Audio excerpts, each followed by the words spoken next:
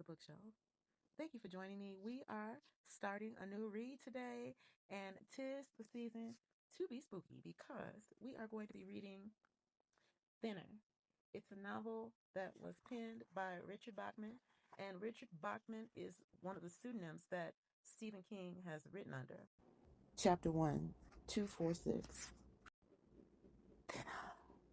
The old gypsy man with the rotting nose whispers to William Halleck as Halleck and his wife Heidi come out of the courthouse. Just that one word, sent on the wafting, cloying sweetness of his breath. And before Halleck can jerk away, the old gypsy reaches out and caresses his cheek with one twisted finger. His lips spread open like a wound, showing a few tombstone stumps poking out of his gums. They are black and green. His tongue squirms between them and then slides out to slick his grinning, bitter lips. Thinner. This memory came back to Billy Halleck, fittingly enough, as he stood on the scales at 7 in the morning with a towel wrapped around his middle. The good smells of bacon and eggs came up from downstairs. He had to crane forward slightly to read the numbers on the scale. Well, actually, he had to crane forward more than slightly. Actually, he had to crane forward quite a bit. He was a big man. Too big, as Dr. Houston delighted in telling him. In case no one ever told you, let me pass you the information, Houston had told him after his last checkup. A man of your age, income, and habits enters heart attack country at roughly age 38, Billy. You ought to take off some weight. But this morning there was good news. He was down 3 pounds from 249 to 246.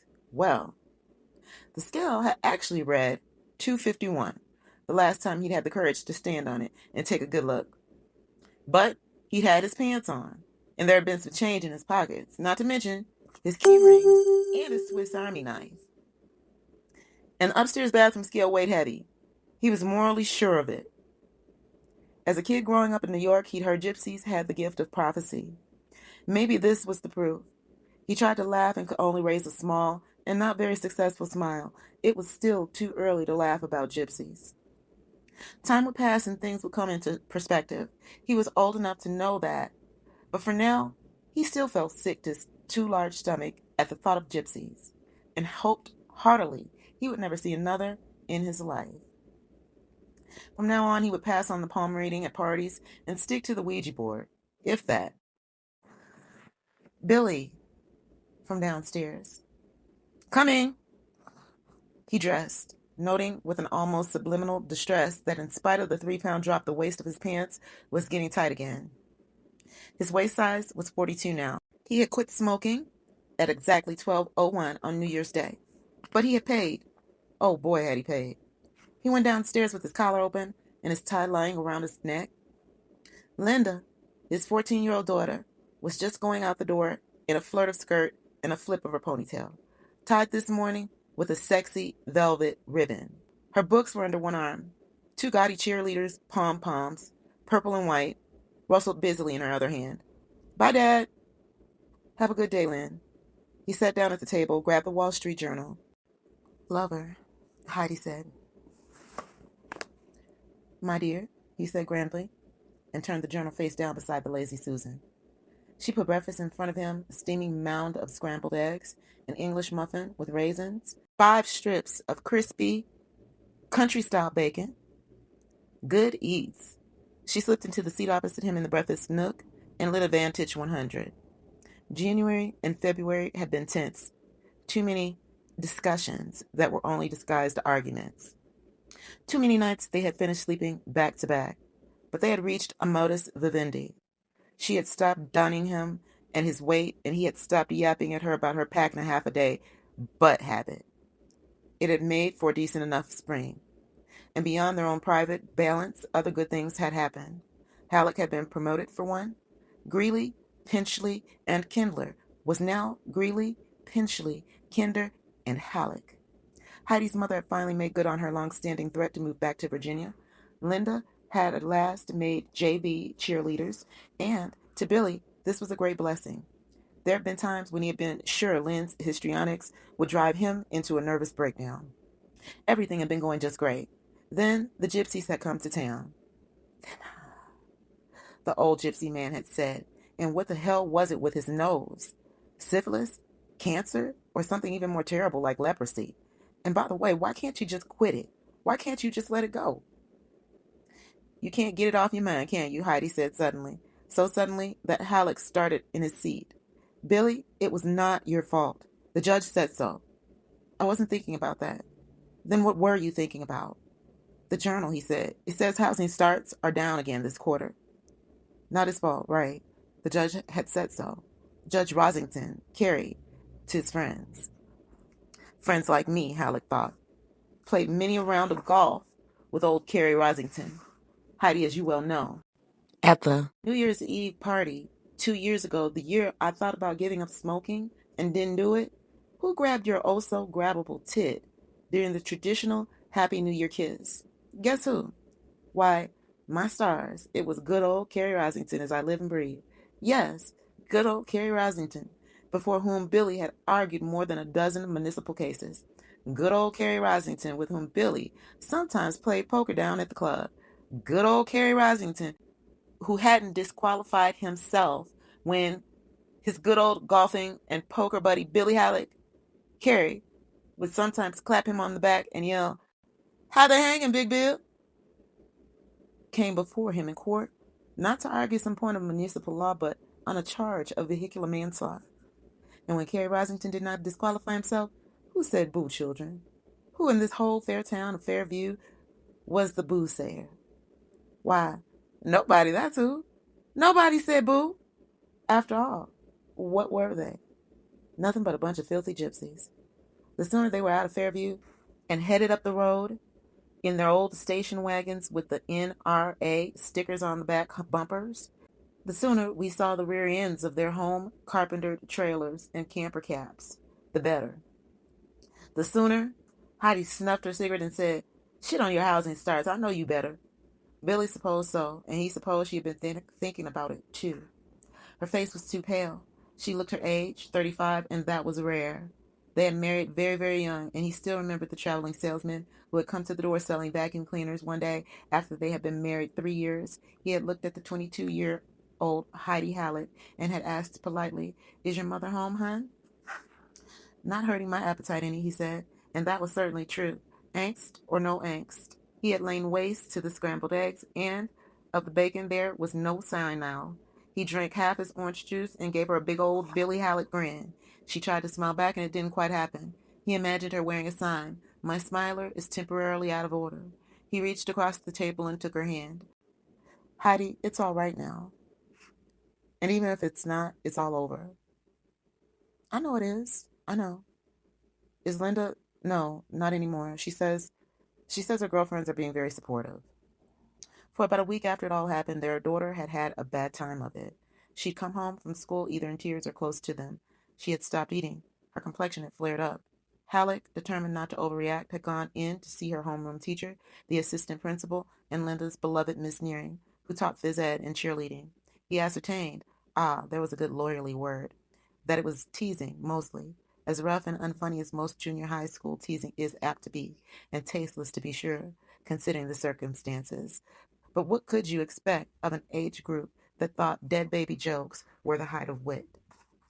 He'd gotten Linda to take a walk with him up the street. Lantern Drive was lined with tasteful, set back from the road homes which began at roughly $75,000 and worked up into the $200,000, indoor pool and sauna range by the time you got to the country club end of the street. Linda had been wearing her old Madras shorts, which were now torn along one seam, and, Halleck observed, her legs had now grown so long and coltish that the leg bands of her yellow cotton panties showed. He felt a pang of mingled regret and terror. She was growing up. He supposed she knew the old Madras shorts were too small, worn out in the bargain, but he guessed she had put them on because they made a link with a more comforting childhood, a childhood where daddies did not have to go to court and stand trial, no matter how cut and dry that trial might be, with your old golf buddy and that drunken grabber of your wife's tit, Carrie Rosington, driving the gravel. A childhood where kids did not rush up to you on the soccer field during period 4 while you were eating your lunch to ask you how many points your dad had gotten for bagging the old lady. You understand it was an accident, don't you, Linda? She nods, not looking at him. Yes, Daddy. She came out between two cars without looking either way. There was no time for me to stop. Absolutely no time. Daddy, I don't want to hear about it.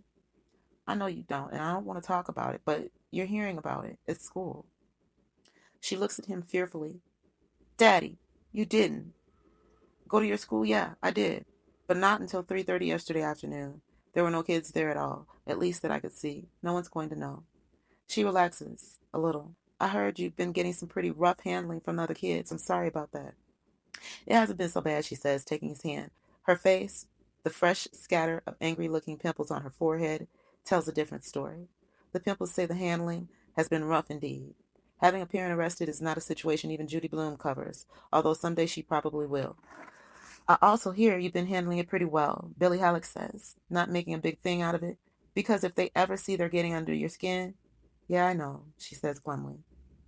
Miss Nearing said she was especially proud of you, he says. It's a small lie. Miss Nearing hadn't said precisely that, but she had certainly spoken well of Linda, and that meant almost as much to Halleck as it did to his daughter. And it does the job. Her eyes brighten, and she looks at Halleck for the first time. She did? She did, Halleck confirms. The lie comes easily and convincingly. Why not? He has told a lot of lies just lately.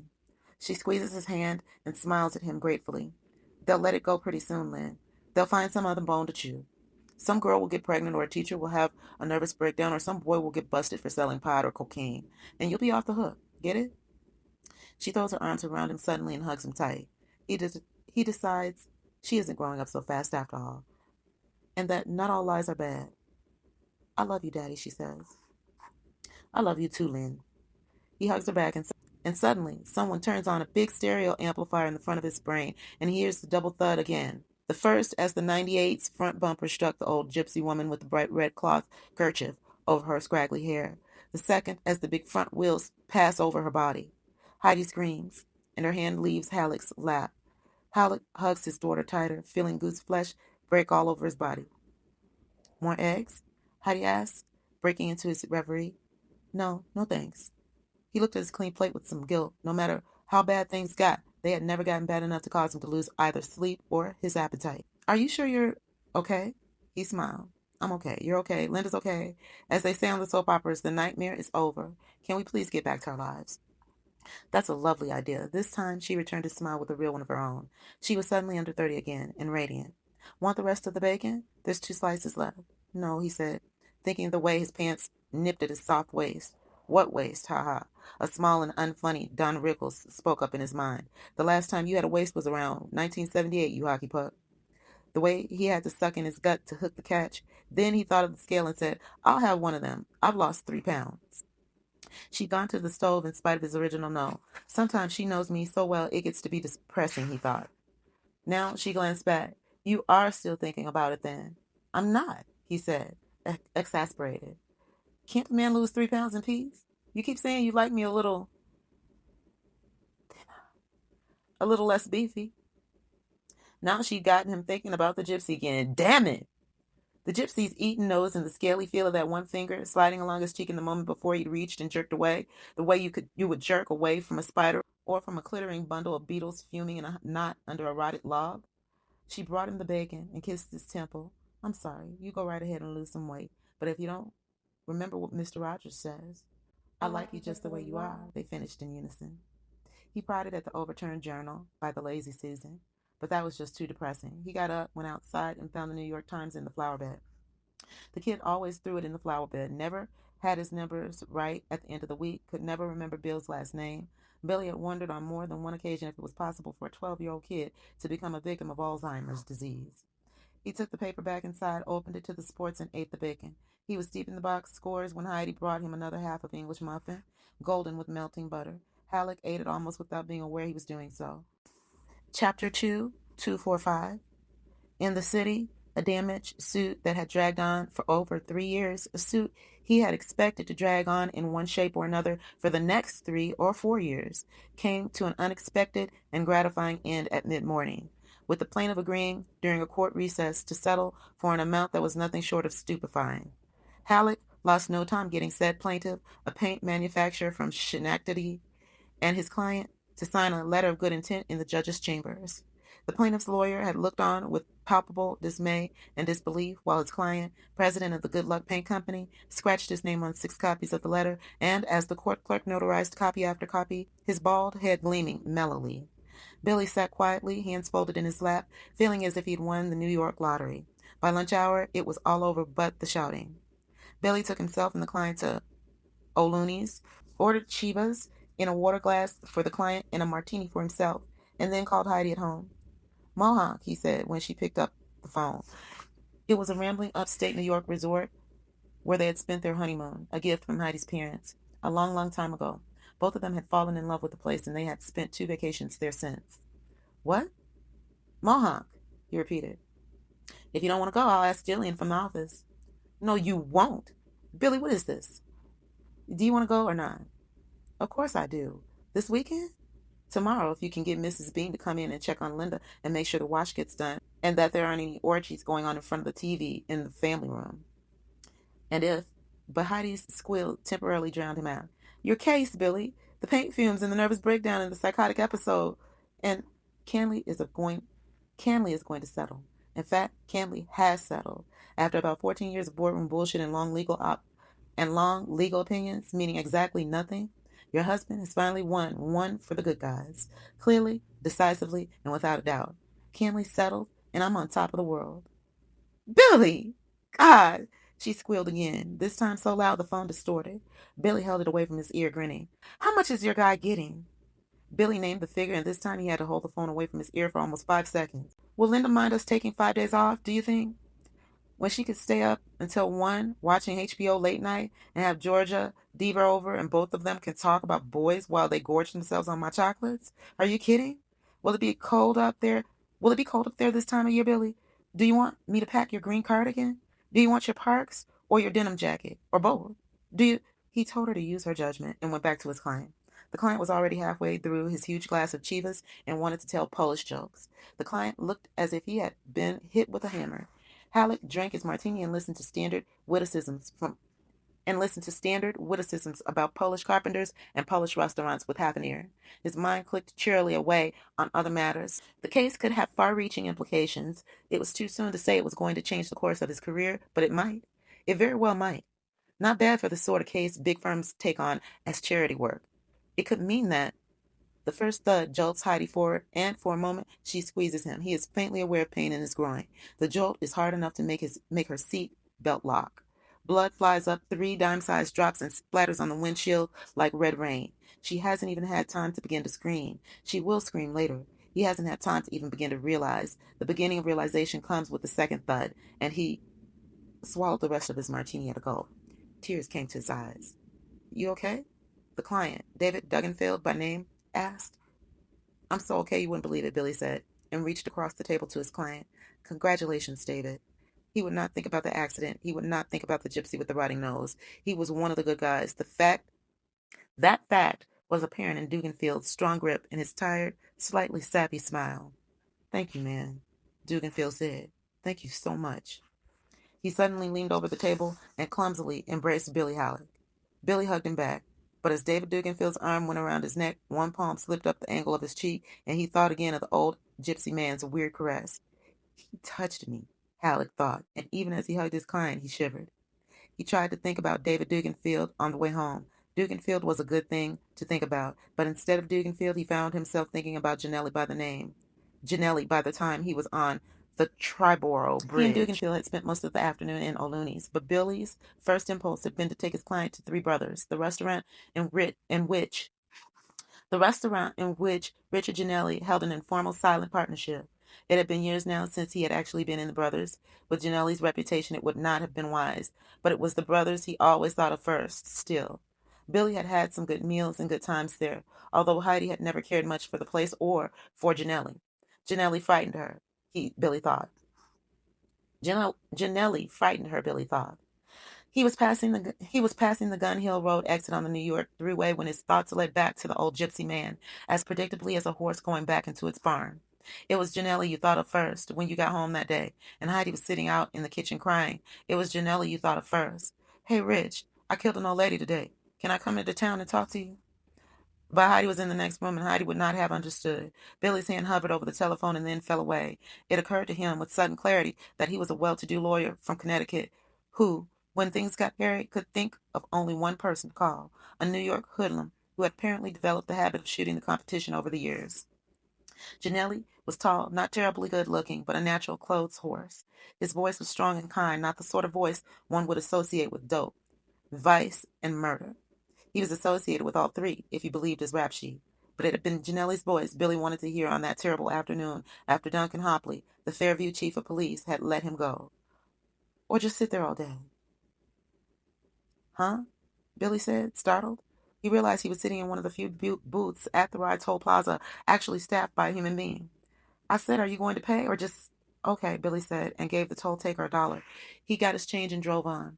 Almost to Connecticut, 19 exits to go to Heidi, then off to Mohonk.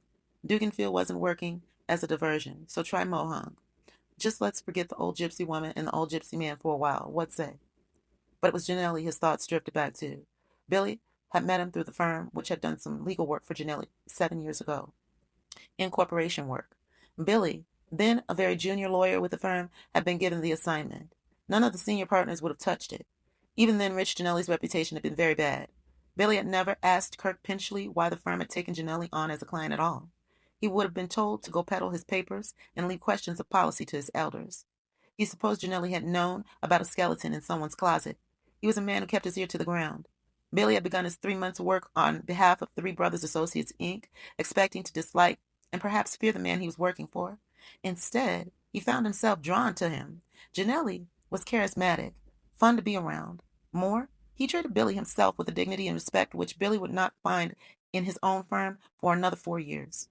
Billy slowed for the Norwalk tolls, tossed in 35 cents, and pulled back into traffic. Without even thinking about it, he leaned over and opened the glove compartment. Under the maps in the owner's manual were 2 packages of Twinkies. He opened one and began to eat rapidly, a few crumbs spilling down onto his vest. All of his work for Janelli had been completed long before a New York grand jury had indicted the man for ordering a wave of gangland-styled executions in the wake of a drug war. The indictments had come down from New York Superior Court in the fall of 1980.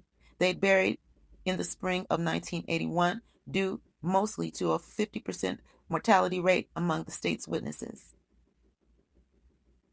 One had been blown up in his car along with 2 of the 3 police detectives who had been assigned to protect him. Another had been stabbed through the throat with the broken off handle of an umbrella as he sat in a Grand Central Station shoeshine chair. The 2 other keys decided, not so surprisingly, that they could no longer be sure it was Richie the Hammer Janelli that overheard giving the orders to kill a Brooklyn dope baron named Richovsky. Westport, Southport, almost home. He was leaning over again, feeling around in the glove compartment. Aha!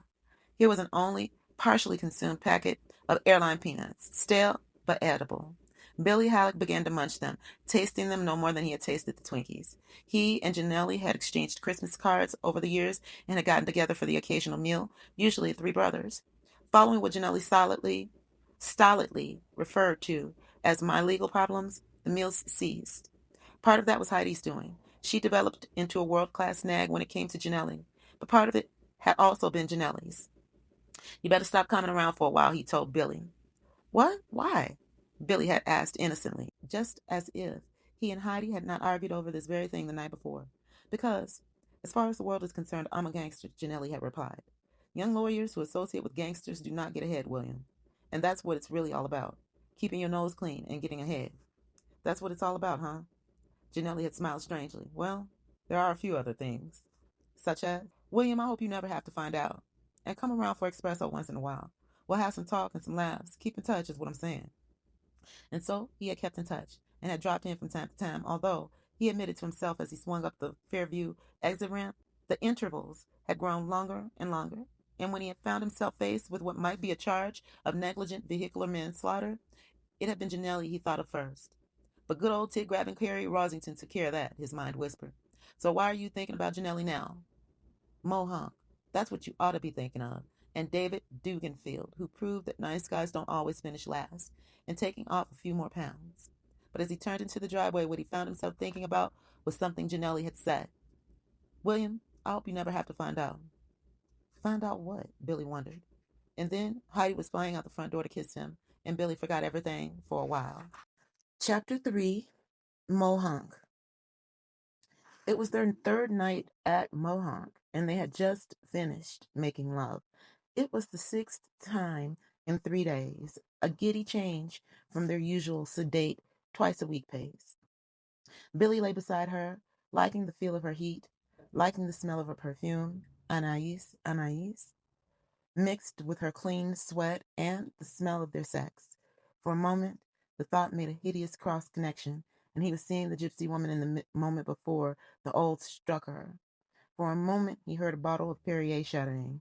Then the vision was gone. He rolled towards his wife and hugged her tight.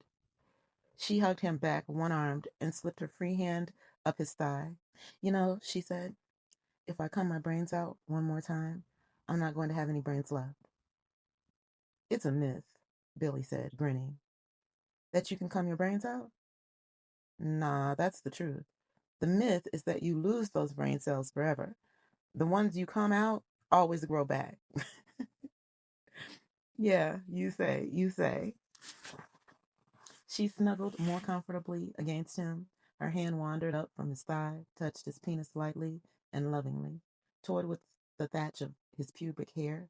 Last year he'd been sadly astounded to see the first threads of gray down there in what his father had called Adam's thicket, and then slid up the foothill of his lower belly. She sat up suddenly on her elbows, startling him a little. He hadn't been asleep, but he had been drifting toward it. You really have lost weight. Huh? Billy Halleck, you're skinnier. He slapped his belly, which he sometimes called the house that Budweiser built, and laughed.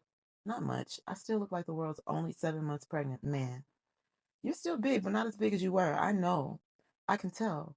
When did you weigh yourself last? He cast his mind back. It had been the morning Canley had settled. He had been down to 246. I told you I'd lost 3 pounds, remember? Well, you weigh yourself again first thing in the morning, she said. No scales in the bathroom, Halleck said comfortably. You're kidding. Nope, Mohonk's a civilized place. We'll find one. He was beginning to drift again. If you want, sure. I want. She had been a good wife, he thought. At odd times over the last 5 years since the steady weight gain had really started to show, he had announced diets and or physical fitness programs. The diets had been marked by a lot of cheating. A hot dog or two in the early afternoon to supplement the yogurt lunch, or maybe a hastily gobbled hamburger or two on a Saturday afternoon while Heidi was out at an auction or yard sale. Once or twice he had even stooped to the hideous hot sandwiches available at the little convenience store a mile down the road. The meat in these sandwiches usually looked like toasted skin grafts once the microwave had had its way with them. He was struck by a strong sense of deja vu. The temporal dislocation was so complete that he felt a mild physical nausea. It was an almost exact replay of the day he had stood on this same scale with a towel from the same powder blue set wrapped around his waist. All that was lacking was the good smell of frying bacon coming up from downstairs. Everything else was exactly the same. No, no, it wasn't. One other thing was remarkably different. That other day he had craned over in order to read the bad news on the dial. He had to do that because his bay window was in the way. The bay window was there, but it was smaller. There could be no question about that, because now he could look straight down and still read the numbers. The digital readout said 229. That settles it, Heidi said flatly. I'm making you an appointment with Dr. Houston. This scale weighs light, Halleck said weakly. It always has. That's why I like it. She looked at him coldly. Enough bullshit is enough bullshit, my friend. You spent the last 5 years bitching about how it weighs heavy, and we both know it. In the harsh, white bathroom light, he could see how honestly anxious she was. The skin was drawn, shinily, tight across her cheekbones. Stay right here, she said at last, and left the bathroom. Heidi? Don't move, she called back as she went downstairs. She returned a minute later with an unopened bag of sugar. Net weight, 10 pounds, the bag announced.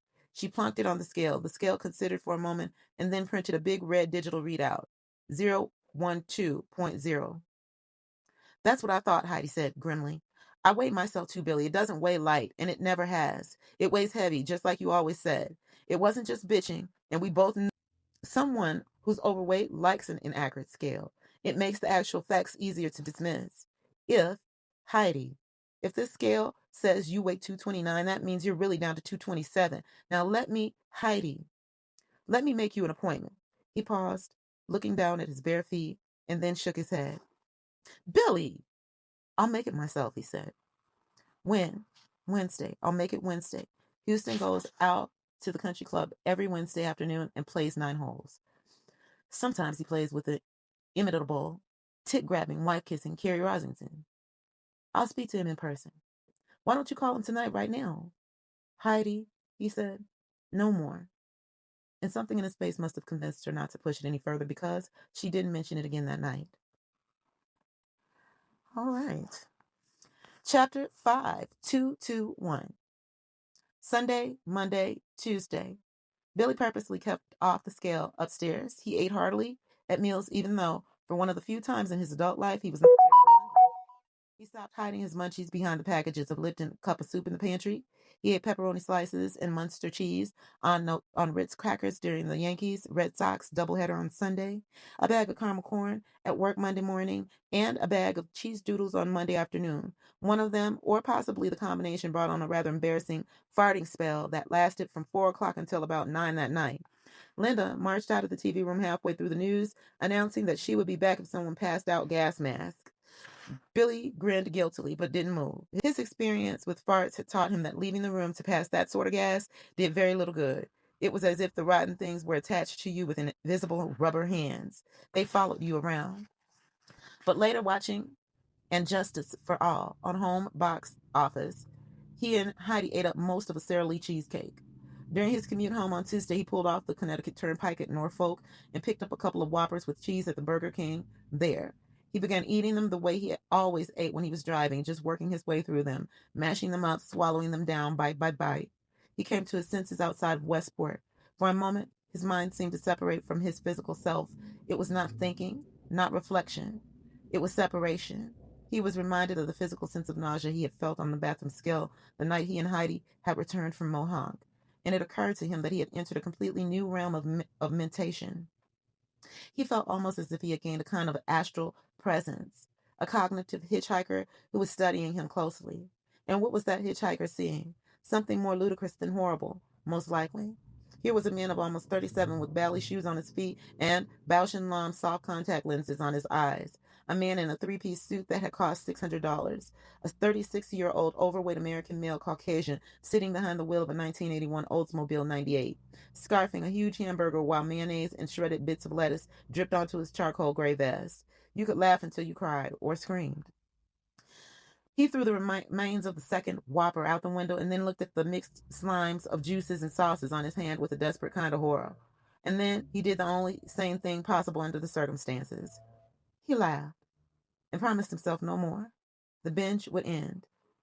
That night, as he sat in front of the fireplace reading the Wall Street Journal, Linda came in to bestow a goodnight kiss on him, drew back a little, and said, "You're starting to look like Sylvester Stallone, Daddy." "Oh, Christ," Halleck said, rolling his eyes, and then they both laughed. Billy Halleck discovered that a crude sort of ritual had attached itself to his procedure for weighing himself. When had it happened? He didn't know. As a kid, he had simply jumped on once in a while, taken a cursory glance at his weight, and then jumped off again.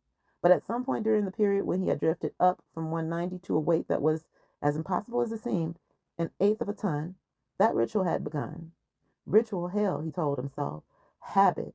That's all it is, just a habit. Ritual, his deeper mind whispered arguably back. But he was an agnostic, and he hadn't been through the doors of any church since age 19. But he recognized a ritual when he saw it, and this weighing procedure was almost a genuflection. See, God, I do it the same every time. So keep this here white, upwardly mobile lawyer safe from the heart attack that every actuarial table in the world says I can expect right around the age of 47. In the name of cholesterol and saturated fats, we pray. Amen. The ritual begins in the bedroom. Take off the clothes, put on the dark green velour robe, chuck all the dirty clothes down the laundry chute. If this is the first or second wearing of the suit, and if there are no egregious stains on it, hang it neatly in the closet. Move down the hall to the bathroom. Enter with reverence, awe, reluctance. Here is the confessional where one must face one's weight, and consequently one's fate. Doff the robe, hang it on the hook by the tub, void the bladder, If a bowel movement seems a possibility, even a remote possibility, go for it. He had absolutely no idea how much the average bowel movement might weigh, but the principle was logical, unshakable. Throw all the ballast overboard that you could. Heidi had observed this ritual, and she had once sarcastically asked him if he wouldn't like an ostrich feather for his birthday. Then she said he could stick it down his throat and vomit once or twice before weighing himself. Billy told her not to be a wise ass, and later that night had found himself musing that the idea actually had its attraction. I love you. I love you. I love you. I love you. On Wednesday morning, Halleck threw this ritual overboard for the first time in years. On Wednesday morning, Halleck became a heretic.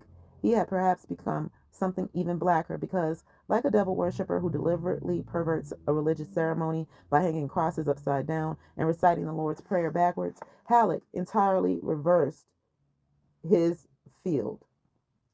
He dressed, filled his pockets with all the change he could find, plus his Swiss Army knife, of course, put on his clunkiest, heaviest shoes, and then ate a gigantic breakfast, grimly ignoring his throbbing bladder.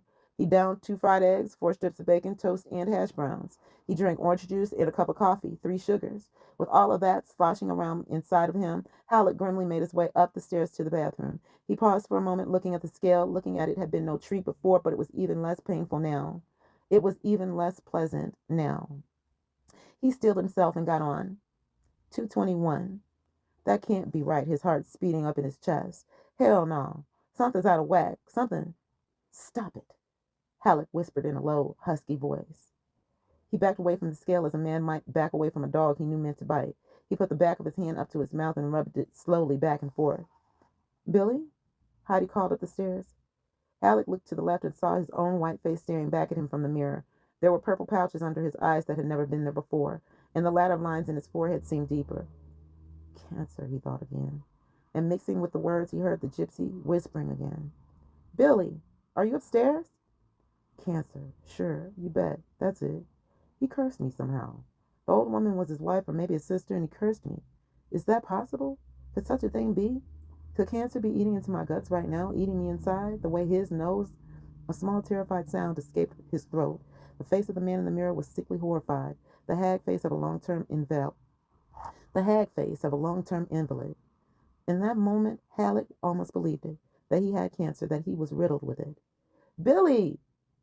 Yeah, I'm here. His voice was steady, almost. God, I've been yelling forever.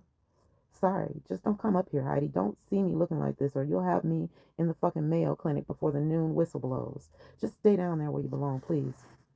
You won't forget to make an appointment with Michael Houston, will you? Chapter No, he 6, said. I'll make one. Thank you, 217. dear, Heidi called up softly, How and much mercifully weight? retreated. Dr. Houston Halleck Halleck asked. urinated, then washed his hands and face. When he thought he Halleck, had begun to look determined to like be honest himself now that he again, was actually facing more the or less, man, he went told him he downstairs, had lost trying to almost 30 listen. pounds in 3 He had never weeks. been so afraid in his life. Wow, Houston said. Heidi's a little worried. You know how wives can. She's right to be worried, Houston said. Michael Houston was a Fairview archetype, the handsome doctor with white hair and a Malibu tan. When you glimpsed him sitting at one of the parasol equipped tables which surrounded the country club's outdoor bay, he looked like a younger version of Marcus Welby, MD. The poolside bar, which was called the Watering Hole, was where he and Halleck were now. Houston was wearing red golfing pants held up with a shiny white belt. His feet were dressed in white golfing shoes. His shirt was Lacoste, his watch a Rolex. He was drinking a pina colada. One of the standard witticisms was referring to them as penis coladas. He and his wife had 2 eerily beautiful children and lived in one of the larger houses on Lantern Drive. They were in walking distance of the country club, a fact of which Jenny Houston boasted when she was drunk. It meant that their house had cost well over $150K. Houston drove a brown Mercedes four-door. She drove a Cadillac Cimarron that looked like a Rolls Royce with hemorrhoids. Their kids went to a private school in Westport. Fairview gossip, which was true more often than not, suggested that Michael and Jenny Houston had reached a modus vivendi. He was an obsessive philanderer, and she started in on the whiskey sours around 3 in the afternoon. Just a typical Fairview family, Halleck thought. Just a typical Fairview family, Halleck thought, and suddenly felt tired as well as scared. He either knew these people too well or thought he did, and either way, it came to the same. He looked down at his own shiny white shoes and thought, who are you kidding? You wear the tribal feather? I want to see you in my office tomorrow, Houston said. I've got a case. Never mind your case. This is more important. In the meantime, tell me this. Have you had any bleeding? Rectal, mouth? No. Notice any bleeding from the scalp when you comb your hair? No. How about sores that don't want to heal or scabs that fall off and just reform? No. Great, Houston said. By the way, I carded in 84 today. What do you think? I think it'll still be a couple of years before you make the Masters, Billy said. Houston laughed. The waiter came. Houston ordered another pina colada. Halleck ordered a Miller. Miller Lite, he almost told the waiter. Force of habit, and then held his tongue. He needed a light beer like he needed some rectal bleeding.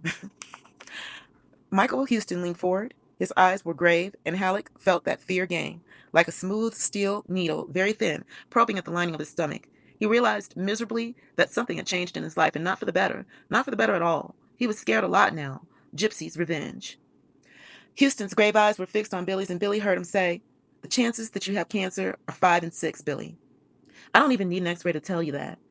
Is your will up to date? Are Heidi and Linda provided for adequately? When you're a relatively young man, you don't think it can happen to you, but it can. It can. In the quiet tone of a man imparting great information, Houston asked, how many pallbearers does it take to bury a nigger from Harlem? Billy shook his head, smiling a counterfeit smile. 6, Houston said. 4 to carry the coffin and 2 to carry the radio. Billy shook his head, smiling a counterfeit smile. He laughed, and Billy Halleck went through the motions. In his mind, clearly, he saw the gypsy man who had been waiting for him outside the Fairview courthouse. Behind the gypsy at the curb in a no parking zone stood a huge old pickup truck with a homemade camper cap. The cap was covered with strange designs around the central painting. A not very good rendering of a unicorn on its knees, head bowed before a gypsy woman with a garland of flowers in her hands. The gypsy man had been wearing a green twill vest with buttons made out of silver coins. Now, watching Houston laugh at his own joke, the alligator on his shirt riding the swell of his mirth, Billy thought, you remember much more about that guy than you thought. You thought you only remembered his nose, but that's not true at all. You remember damn near everything. Children. There had been children in the cab of the old van, looking at him with depthless brown eyes, eyes that were almost black. The old man had said, and in spite of his calloused flesh, his caress had been the caress of a lover. Delaware plates, Billy thought suddenly. His rig had Delaware plates. And a bumper sticker, something. Billy's arms dimpled out in goose flesh, and for one moment he thought he might scream. And as he had once heard a woman scream right here when she thought her child was drowning in the pool. Billy Halleck remembered how they had seen the gypsies for the first time, the day they had come to Fairview. They had parked along one side of the Fairview town common, and a flock of their kids had run out onto the greensward to play. The gypsy women stood gossiping and watching them. They were brightly dressed, but not in the peasant garb an older person might have associated with the Hollywood version of gypsies in the 30s and 40s. There were women in colorful sundresses, women in calf-length clam digger pants, younger women in Jordache or Calvin Klein jeans. They looked bright, alive, somehow dangerous. A young man jumped out of a VW microbus and began to juggle oversized bowling pins. Everyone needs something to believe in, the younger man's T-shirt read. And right now, I believe I'll have another beer. Fairview children ran toward him as if drawn by a magnet, yelling excitedly. Muscles rippled under the young man's shirt, and a giant crucifix bounded up and down on his chest. Fairview mothers gathered some of the kids up and bore them away. Other mothers were not as fast. Older town children approached the gypsy children, who stopped their play to watch them come. Townies, their dark eyes said. We see townie children everywhere the roads go. We know your eyes and your haircuts. We know how the braces on your teeth will flash in the sun. We don't know where we'll be tomorrow, but we know where you'll be. Don't these same places and these same faces bore you? We think they do. We think that's why you always come to hate us. Billy, Heidi, and Linda Halleck had been there that day, 2 days before Halleck would strike and kill the old gypsy woman less than a quarter of a mile from here. They had been having a picnic lunch and waiting for the first band concert of the spring to begin. Most of the others abroad on the common that day had been there for the same reason, a fact the gypsies undoubtedly knew. Linda had gotten up, brushing at the seat of her Levi's as if in a dream, and started toward the young man juggling the bowling pins. Linda, stay here, Heidi said sharply. Her hand had gone to the collar of her sweater and was fiddling there, as it often did when she was upset. Halleck didn't think she was even aware of it. Why, Mom? It's a carnival. At least I think it is. They're gypsies, Heidi said. Keep your distance. They're all crooks.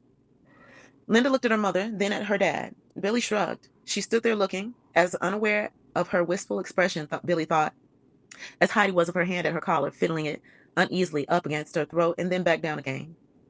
The young man tossed his bowling pins back into the open side door of the microbus one by one, and a smiling dark-haired girl whose beauty was almost ethereal tossed him 5 Indian clubs, one after another. The young man now began to juggle these, grinning, sometimes tossing one up under his arm and yelling "Hoy!" each time he did it. An elderly man wearing Oshkosh bib overalls and a checked shirt began handing out flyers. The lovely young woman, who had caught the bowling pins and tossed out the Indian clubs, now jumped lightly down from the van's doorway with an easel. She set it up, and Halleck thought, she's going to exhibit bad seascapes and perhaps some pictures of President Kennedy. But instead of a painting, she propped a bull's-eye target on the easel. Someone from inside the van tossed her a slingshot. "Gina!" the boy juggling the Indian clubs yelled. He grinned broadly, revealing the absence of several front teeth. Linda sat down abruptly. Her concept of masculine beauty had been formed by a lifetime of network TV, and the young man's handsomeness had been spoiled for her. Heidi stopped fiddling with the collar of her cardigan. The girl flipped the slingshot to the boy. He dropped on one of the clubs and began to juggle the slingshot in its place. Halleck remembered thinking that must be almost impossible. The boy did it 2 or 3 times, then flipped the slingshot back to her and somehow managed to pick up the club he had dropped while keeping the others in the air. There was scattered applause. Some of the locals were smiling. Billy himself was, but most of them looked wary. The girl stepped away from the target on the easel, produced some ball bearings from her breast pocket, and shot 3 quick bullseyes. Plop, plop, plop. Soon she was surrounded by boys and a few girls clamoring for a turn. She lined them up, organizing them as quickly and efficiently as a nursery school teacher prepares pupils for the 10:15 bathroom break. 2 teenage gypsy boys of approximately Linda's age popped out of an old LTD station wagon and began to scruff the spent ammunition out of the grass.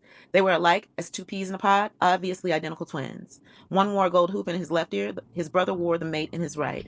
Is that how their mother tells them apart? Billy thought. No one was selling anything. Quite carefully, quite obviously, no one was selling anything. There was no Madame Azanka telling the terror. Nevertheless, a Fairview police car arrived soon enough, and 2 cops stepped out. One was Hopley, the chief of police, a roughly handsome man of about 40. Some of the action stopped, and more mothers took the opportunity, the lull afforded, to recapture their fascinated children and bear them away. Some of the older ones protested, and Halleck observed that some of the younger ones were in tears. Hopper began discussing the facts of life with the gypsy who had been doing the juggling act. His Indian clubs, painted in jaunty red and blue stripes, were now scattered around his feet. And the older gypsy in the Oshkosh bibballs, Oshkosh said something. Hopley shook his head. Then the juggler said something and began to gesticulate. As the juggler spoke, he moved closer to the patrolman who had accompanied Hopley. Now the tableau began to remind Halleck of something, and after a moment it came. It was like watching baseball players argue with the umps over a close call in a game. Oshkosh put a hand on Juggler's arm, pulling him back a step or two, and that enhanced the impression. The manager trying to keep the young hothead from getting the boot. The young man said something more. Hopley shook his head again. The young man began to shout, but the wind was wrong, and Billy got only sounds, no words. "What's happening, Mom?" Linda asked, frankly fascinated. "Nothing, dear," Heidi said. Suddenly, she was busy wrapping things. "Are you done eating?" "Yes, please." "Daddy, what's going on?" For a moment it was on the tip of his tongue to say, "You're watching a classic scene, Linda. It's right up there with the rape of the Sabine woman. This one is called The Rousting of the Undesirables." But Heidi's eyes were on his face, her mouth was tight, and she obviously felt this was not a time for misplaced levity. "Not much," he said. "A little difference of opinion." In truth, not much was the truth. No dogs were unleashed. There were no swinging billy clubs, no Black Maria pulled up to the edge of the common. In an almost theatrical act of defiance, Juggler shook off Oshkosh's grip, picked up his Indian clubs, and began to juggle them again. Anger had screwed up his reflexes, however, and now it was a poor show. 2 of them fell to the ground almost at once. One struck his foot, and some kid laughed. Hopley's partner moved forward impatiently. Hopley, not put out of countenance at all, restrained him much as Oshkosh had restrained Juggler. Hopley leaned back against an elm tree with his thumb hooked into his white belt, looking at nothing in particular. He said something to the other cop, and the patrolman produced a notebook from his hip pocket. He wet the ball of his thumb, opened the book, and strolled to the nearest car, a converted Cadillac hearse of early 60s vintage. He began writing it up. He did this with great ostentation. When he had finished, he moved on to the VW microbus. Oshkosh approached Hopley and began to speak urgently. Hopley shrugged and looked away. The patrolman moved on to the old Ford sedan. Oshkosh left Hopley and went to the young man. He spoke earnestly, his hands moving in the warm spring air. For Billy Halleck, the scene was losing whatever small interest it had held for him. He was beginning not to see the gypsies who had made the mistake of stopping in Fairview on their way from hoot to holler. Juggler abruptly turned and went back to the microbus, simply allowing his remaining Indian clubs to drop onto the grass. The microbus had been parked behind the pickup with the woman and the unicorn painted on the homemade camper cap. Oshkosh bent to retrieve them, speaking anxiously to Hopley as he did so. Hopley shrugged again, and although Billy Halleck was in no way telepathic, he knew Hopley was enjoying this as well as he knew that he and Heidi and Linda would be having leftovers for supper. The young woman who had been shooting ball bearings at the target tried to speak to Juggler, but he brushed by her angrily and stepped into the microbus. She stood for a moment looking at Oshkosh, whose arms were full of Indian clubs, and then she also went into the bus. Halleck could erase the others from his field of perception, but for a moment she was impossible not to see. Her hair was long and naturally wavy, not bound in any way. It fell to below her shoulder blades in a black, almost barbarous flood. Her print blouse and modestly kicked pleat skirt might have come from Sears or J.C. Penney's, but her body was exotic as that of some rare cat, a panther, a cheetah, a snow leopard. As she stepped into the van, the pleat of the back of her skirt shifted for a moment, and he saw the lovely line of her inner thigh. In that moment, he wanted her utterly, and he saw himself on top of her in the blackest hour of the night.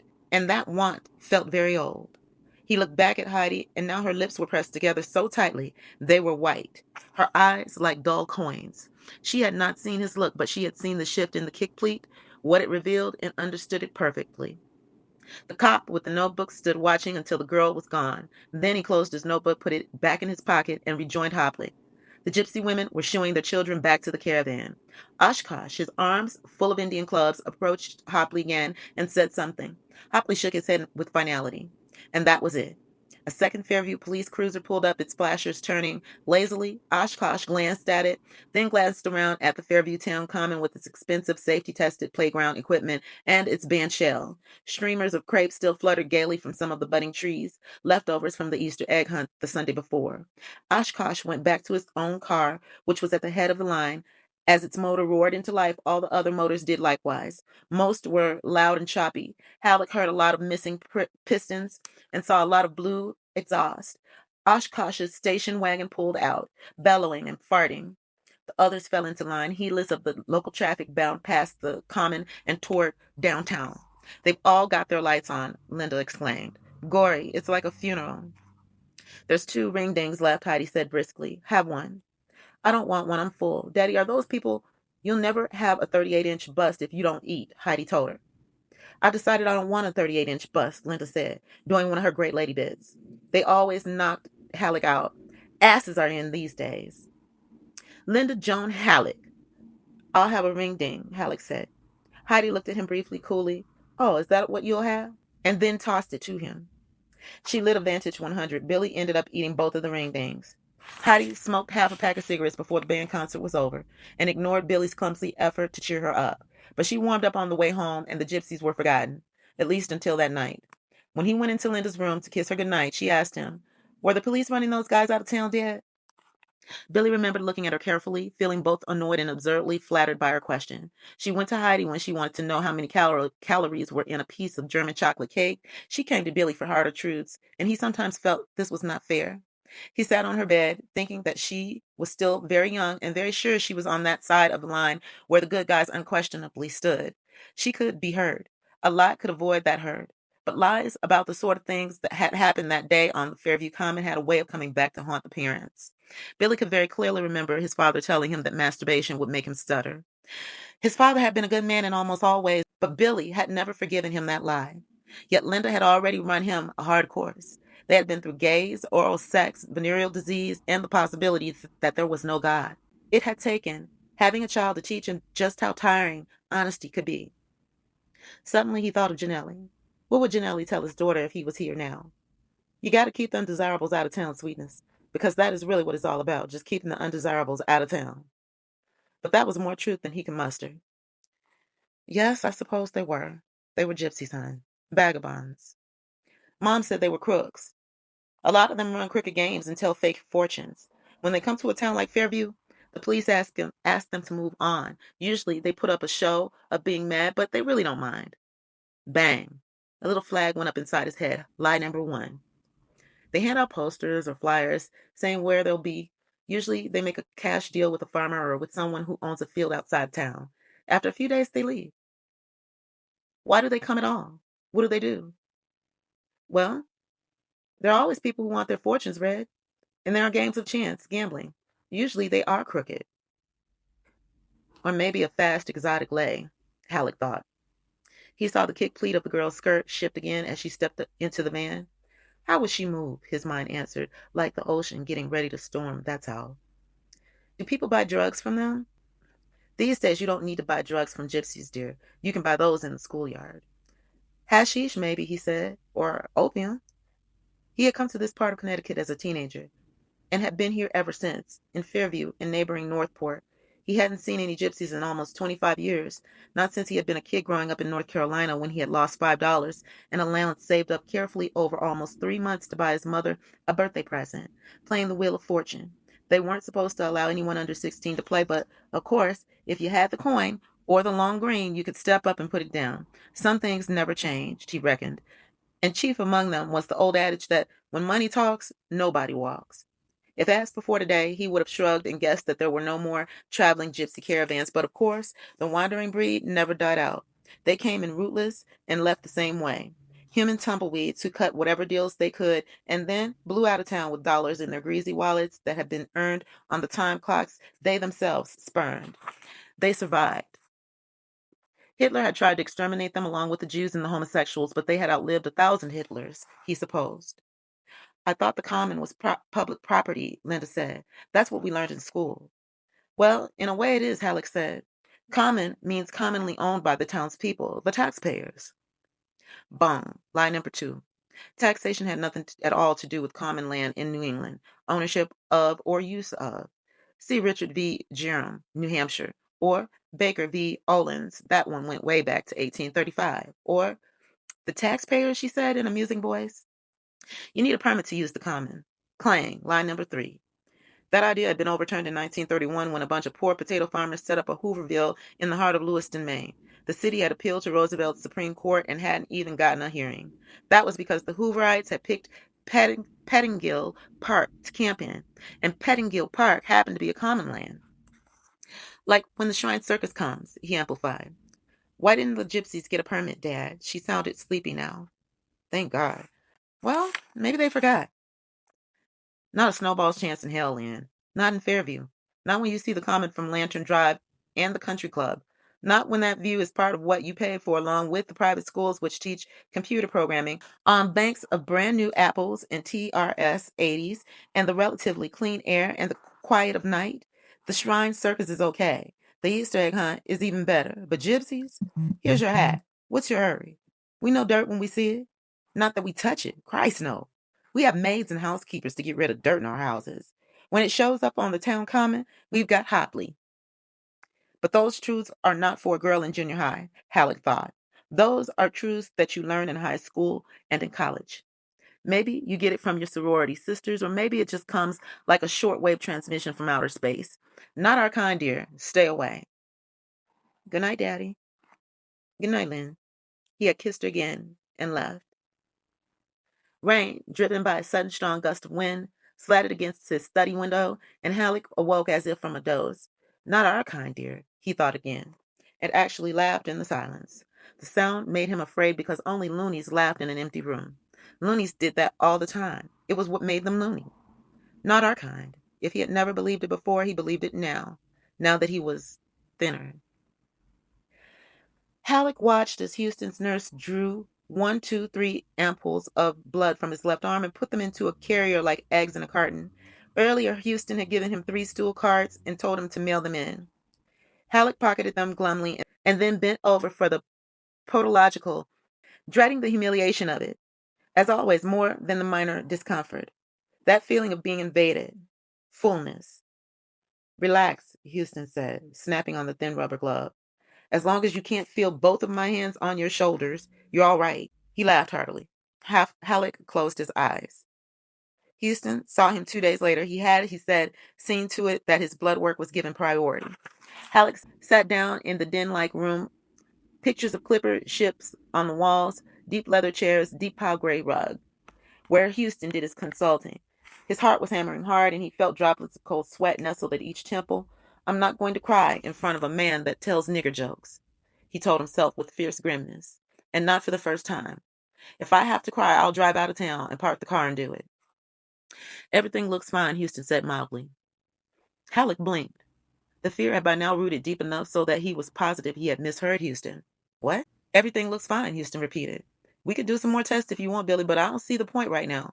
Your blood looks better than it has at your last two physicals, as a matter of fact. Cholesterol is down.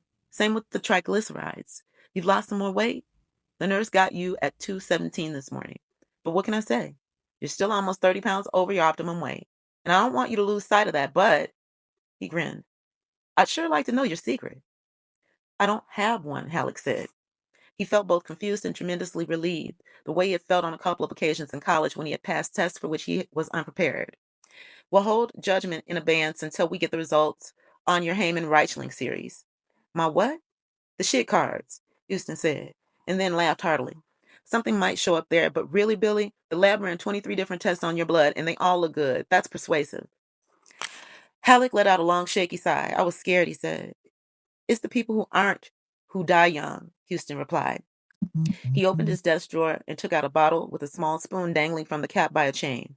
The spoon's handle, Halleck saw, was in the shape of the Statue of Liberty. Toot sweet? Halleck shook his head. He was content, however, to sit where he was with his hands laced together on his belly, on his diminished belly, and watch as Fairview's most successful family practitioner snorted coke, first up one nostril and then up the other. He put the little bottle back in his desk and took out another bottle and package of Q-tips. He dipped a Q-tip in the bottle and then rammed it up his nose. Distilled water, he said. Gotta protect the sinuses.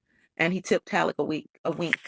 He's probably treated babies for pneumonia with that shit running around in his head, Halleck thought. But the thought had no real power. Right now, he couldn't help liking Houston a little because Houston had given him good news. Right now, all he wanted in the world was to sit here with his hands laced across his diminished belly and explore the depth of his shaky relief, to try it out like a new bicycle or test drive it like a new car. It occurred to him that when he walked out of Houston's office, he was probably going to feel almost newborn. A director filming the scene might well want to put "Thus Spake Zarathustra" on the soundtrack. This thought made Halleck first grin, then laugh aloud. Share the funny, Houston said. In this sad world, we need all the funnies we can get, Billy boy. He sniffed loudly and then lubricated his nostrils with a fresh Q-tip. Nothing, Halleck said. It's just, I was scared, you know. I was already dealing with the big C, trying to. Well, you may have to, Houston said, but not this year. I don't need to see the lab results of the Hyman Reichling cards to tell you that. Cancer's got to look. At least when it's already gobbled up 30 pounds, it does. But I've been eating as much as ever. I told Heidi I've been exercising more, and I have, a little. But she said you couldn't lose 30 pounds just by beefing up your exercise regimen. She said you just make hard fat. That's not true at all. The most recent tests have shown exercise is much more important than diet. But for a guy who was as overweight as you were, she's got a point. You take a fatty who radically increases his level of exercise, and what the guy usually gets is the booby prize, a good solid class 2 thrombosis. Not enough to kill you, just enough to make sure you're never going to walk around all 18 holes again, or ride the big roller coaster at Seven Flags over Georgia. Billy thought the cocaine was making Houston talkative. You don't understand it, he said. I don't understand it either. But in this business, I see a lot of things I don't understand. A friend of mine who's a neurosurgeon in the city called me in to look at some extraordinary cranial x-rays about 3 years ago. A male student at George Washington University came in to see him because he was having blinding headaches. They sounded like typical migraines to my colleague. The kid fit the personality type to a T. But you don't want to screw around with that sort of thing because headaches like that are symptomatic of cranial brain tumors, even if the patient isn't having phantom olfactory reference. Smells like shit or rotten fruit or old popcorn or whatever.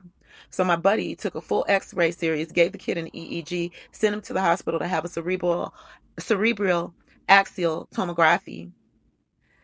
Know what they found? Halleck shook his head.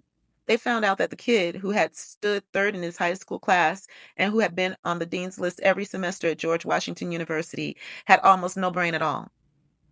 There was a single twist of cortical tissue running up through the center of his skull. On the x-rays my colleague showed me, it looked for all the world like a macrame drape pull. And that was all. That drape pull was probably running all of his involuntary functions, everything from breathing and heart rate to orgasm. Just that one rope of brain tissue. The rest of the kid's head was filled with nothing but but cerebrospinal fluid. In some way we don't understand, that fluid was doing his thinking. Anyway, he's still excelling in school, still having migraines, and still fitting the migraine personality type. If he doesn't have a heart attack in his 20s or 30s that kills him, they'll start to taper off in his 40s. Houston pulled the drawer open, took out the cocaine, and took some. He offered it to Halleck. Halleck shook his head. Then, Houston resumed, about 5 years ago, I had an old lady come into the office with a lot of pain in her gums. She's died since. If I mention the old bitch's name, you'd know her. I took a look in there, and Christ almighty, I couldn't believe it. She'd lost the last of her adult teeth almost 10 years before. I mean, this babe was pushing 90. And here was a bunch of new ones coming up. 5 of them in all. No wonder she was having gum pain, Billy. She was growing a third set of teeth. She was teething at 88 years of age. What did you do? Halk asked. He was hearing all of this with only a very limited part of his mind. It flowed over him, soothing, like white noise, like music flowing down from the ceiling in a discount department store. Most of his mind was still dealing with the relief. Surely Houston's cocaine must be a poor drug indeed, compared to the relief he was feeling. Halleck thought briefly of the old gypsy with the rotten nose, but the image had lost its darkish, oblique power. What did I do? Houston was asking. Christ, what could I do? I wrote a prescription for a drug that's really nothing more than a high-powered form of Numsit. That stuff you put on a baby's gums when it starts to teeth. Before she died, she got 3 more in, 2 molars and a canine. I've seen other stuff too, a lot of it. Every doctor sees weird shit he can't explain. But enough of Ripley's, believe it or not. The fact is, we don't understand very goddamn much about the human metabolism. There are guys like Duncan Hopley. You know Dunk. Halleck nodded. Fairview's chief of police, rouster of gypsies who looked like a Bush League Clint Eastwood. He eats like every meal was his last one, Houston said. Holy Moses, I never seen such a bear for chow. But his weight sticks right around 170. And because he's 6 feet tall, that makes him just about right. He's got a souped up metabolism. He's burning the calories off at twice the pace of, let's say, Yard Stevens. Halleck nodded. Yard Stevens owned and operated Heads Up, Fairview's only barbershop. He weighed maybe 300 pounds. You looked at him and wondered if his wife tied his shoelaces. Yard is roughly the same height as Duncan Hopley, Houston said. But the times I've seen him at lunch, he's just picking at his food. Maybe he's a big closet eater. Could be, but I guess not. He's got a hungry face. You know what I mean? Billy smiled a little and nodded. He knew. Yard Stevens looked in his mother's face like his food wasn't doing him any good. I'll tell you something else, too. Although I suppose it's tales out of school, both of those men smoke. Yard Stevens claims a pack of Marlboro Lights a day, which means he probably smokes a pack and a half, maybe 2. Duncan claims he smokes 2 packs of Camels a day, which could mean he's doing 3 and a half. I mean, did you ever see Duncan Hopley without a cigarette in his mouth or in his hand? Billy thought about it and shook his head. Meanwhile, Houston had helped himself to another blast. God, that's enough of that, he said, and slammed the drawer shut with authority. Anyway, there's Yard doing a pack and a half of low tar cigarettes a day, and there's Duncan doing 3 packs of black lungers every day, maybe more. But the one who's really inviting lung cancer to come in and eat him up is Yard Stevens. Why? Because his metabolism sucks, and metabolic rate is somehow linked to cancer. You have doctors who claim that we can cure cancer when we crack the genetic code. Some kinds of cancer, maybe, but it's never going to be cured completely until we understand the metabolism. Which brings us back to Billy Halleck, the incredible shrinking man. Or maybe the incredible mass-reducing man would be better. Not mass-producing, mass-reducing. Houston laughed a strange and rather stupid whinnying laugh. And Billy thought, if that's what coke does to you, maybe I'll stick to ring dings. You don't know why I'm losing weight. Nope. Houston seemed pleased by the fact. But my guess is that you may actually be thinking yourself thin. It can be done, you know. We see it fairly often. Someone comes in who really wants to lose weight. Usually they've had some kind of scare, heart palpitations, a fainting spell while playing tennis or badminton or volleyball, something like that. So I give them a nice soothing diet that should enable them to lose 2 to 5 pounds a week for a couple of months. You can lose 16 to 40 pounds with no pain or strain that way. Fine. Except most people lose a lot more than that. They follow the diet, but they lose more weight than the diet alone can explain. It's as if some mental sentry who's been fast asleep for years wakes up and starts hollering the equivalent of fire. The metabolism itself speeds up because the sentry told it to evacuate a few pounds before the whole house burned down. Okay, Halleck said. He was willing to be convinced.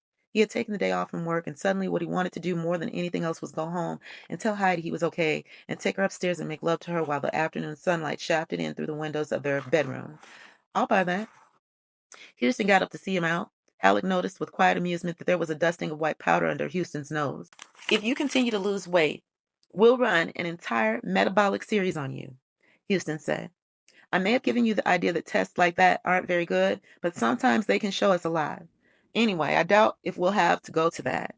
My guess is your weight loss will start to taper off 5 pounds this week, 3 next week, 1 the next week after that. Then you're going to get on the scale and see that you've put on a pound or two. You've eased my mind a lot, Halleck said, and gripped Houston's hand hard. Houston smiled complacently, although he had really done no more than present Halleck with negatives.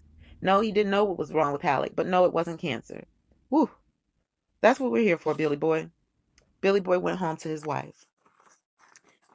He said, "You're okay?" Halleck nodded. She put her arms around him and hugged him hard. He could feel the tempting swell of her breast against his chest. Want to go upstairs? She looked at him, her eyes dancing. My, you are okay, aren't you? You bet.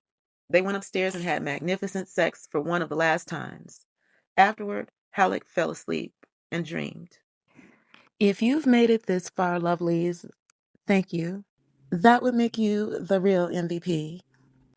Please remember, hit the like. If you are not currently a subscriber, consider subscribing. That way you're notified when I release new episodes of The Bookshelf and other offerings from the channel. I hope you join us for the next read, and please forgive any errors you hear or see because this was like a really hard launch. I mean, I was having all kinds of technical difficulties, as I do with every season of The Bookshelf since our commencement. If you are still here for season 3, you are definitely a real one, and I appreciate you. Share, share, share as it helps the channel grow. And growth is the goal because that is how it becomes a monetized channel for bringing you all the offerings that we have here. So help us reach that goal. Until next time, lovelies, peace.